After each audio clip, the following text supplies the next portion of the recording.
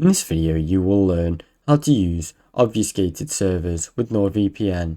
Open NordVPN app and sign in. Launch the NordVPN application on your device that you want to use, then log into your account using your credentials. Switch the VPN protocol to OpenVPN.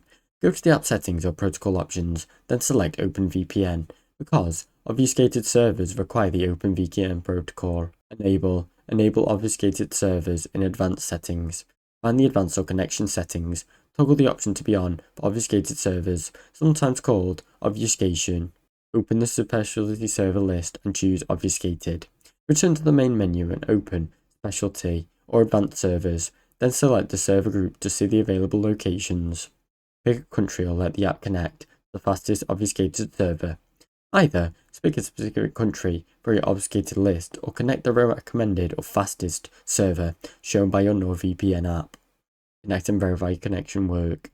Click connect, confirm your VPN is active, and optionally run a quick site or speed test to ensure the connection meets your needs. Now you know how to use an obfuscated server with NordVPN.